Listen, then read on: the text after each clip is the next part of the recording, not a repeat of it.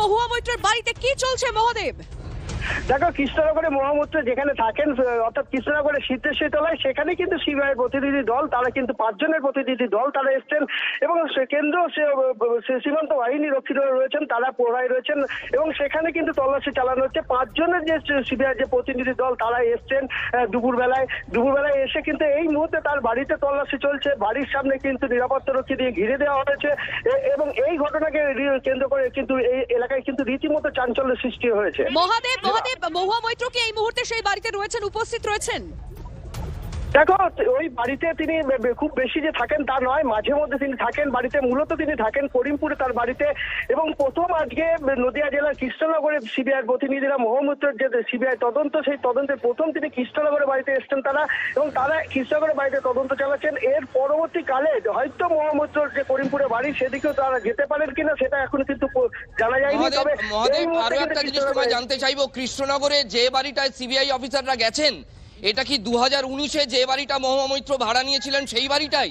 একটু কমলা, আমার একটু ফেড মনে পড়ছে, একটু কমলা টাইপের দেখতে, সেই বাড়িটাই? তুমি ঠিকই বলেছো, যেটা 2019-এ তিনি নির্বাচনের সময় কাজ করেছেন, যে বাড়িতে ছিলেন সেই বাড়িতেই কিন্তু আজকে সিবিআই প্রতিনিধিরা এসেছেন এবং প্রথমত তারা বাড়িতে ঢুকেছেন এবং বাড়ির ভেতরে ঢুকে তারা কিন্তু তল্লাশি চালাচ্ছেন। বাইরে কিন্তু কোথায় আছেন খবর পাচ্ছেন? কে বা কারা থাকতে পারে এই বাড়িতে মহাদেব? একেবারেই দেখো, মোহাম্মদ সকালবেলায় তিনি কিন্তু করিমপুরে বাড়িতেই ছিলেন, তারপর থেকে করিমপুর বাড়িতে কিন্তু তালা মারা রয়েছে। তিনি যে দলীয় কর্মসূচি রয়েছে সেই কর্মসূচিতে গেছেন এমনটাই কিন্তু সূত্রে জানা গেছে। তিনি যে নদিয়া জেলাতে তার যে নির্বাচনে যে কর্মসূচি, সেই কর্মসূচির কাজে তিনি রয়েছেন এবং এমনটাই কিন্তু দলের পক্ষ থেকে জানানো যাচ্ছে। পাশাপাশি দেখো, সকালবেলার পর কিন্তু যেটা লক্ষ্য করা গেছিল যে তার করিমপুরের বাড়িতে হয়তো সিবিআই প্রতিনিধিরা যেতে পারে, এমনটা কিন্তু সূত্রের খবর ছিল। কিন্তু দেখা যাচ্ছে যে কৃষ্ণনগরের তার যে বাড়ি রয়েছে, যেটি 19 সালের, যেটা রাজাদা বলছিলেন যে 2019 সালে যে লোকসভা নির্বাচন গিয়েছে সেই সময় তিনি কৃষ্ণনগরে যে বাড়িটি ভাড়া নিয়েছিলেন, অর্থাৎ যে বাড়িতে তিনি থাকতেন, সেই বাড়িতেই কিন্তু সিবিআই প্রতিনিধি দল এখন এই মুহূর্তে রয়েছেন এবং সেই এলাকায় মূলত নিরাপত্তা রক্ষী দিয়ে ঘিরে দেওয়া হয়েছে। না, তাহলে কি তালা ভেঙে বাড়িতে কেউ নেই?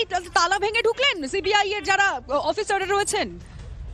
দেখো, তারা বাড়িতে এই মুহূর্তে ঢুকেছেন কিন্তু বাড়ির মধ্যে অন্যরা থাকেন কয়েকজন, কিন্তু এখনো পর্যন্ত বোঝা যাচ্ছে না তার যে ঘরটি তালা ভেঙেছে কিনা, কারণ নিরাপত্তা রক্ষীরা রয়েছেন বাইরে দাঁড়িয়ে, সেখানে সংবাদদাতাদের প্রবেশ নেই, সেই বিষয়টি এখনো কিন্তু স্পষ্ট নয়।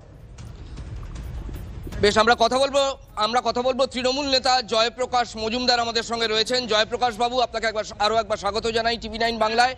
মহুয়া মৈত্রর বাবার যেটা ফ্ল্যাট আলিপুরে জাজেস কোর্ট রোডে, প্রথমে সেখানে সিবিআই অফিসাররা গিয়েছিলেন, এখন আমরা জানতে পারছি তার কৃষ্ণনগরে নির্বাচনের জন্য যে বাড়িটি তিনি ভাড়া নেন, 19 সালেও নিয়েছিলেন, এবারও নিয়েছেন, সেই বাড়িতে সিবিআই অফিসাররা পৌঁছেছেন।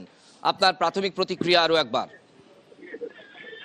এটা ইংরেজিতে বললে হচ্ছে অটোক্র্যাটিক হেজেমনি, মানে স্বৈরতান্ত্রিক একটা পরিভাষায় দেখা যাচ্ছে। স্বৈরতন্ত্র প্রতিষ্ঠার জন্য মোদী সরকার, এখন দলের শক্তি নেই, নিজেরা প্রার্থী ঠিক করতে পারছেন না, এখনো পর্যন্ত কৃষ্ণনগরে প্রার্থী করতে পারেননি। কিন্তু মহুয়া মৈত্রকে বিরক্ত করার জন্য দুদিনের মধ্যেই সিবিআই পাঠিয়েছেন। কলকাতার বাড়ি, তার বাবার বাড়ি, এবার কৃষ্ণনগরের বাড়ি, তারপরে করিমপুরে তিনি থাকেন, সব জায়গায় করবেন।